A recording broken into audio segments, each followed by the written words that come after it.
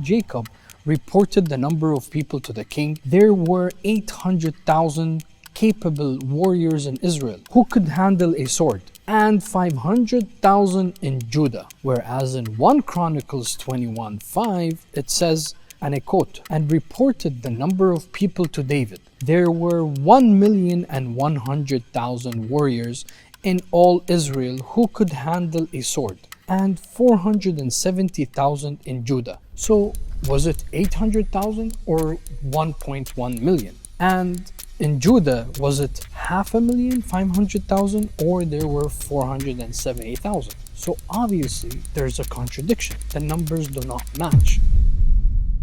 And we don't just say this to attack a certain religion, but actually to call people to the final testament that God Almighty sent through Prophet Muhammad.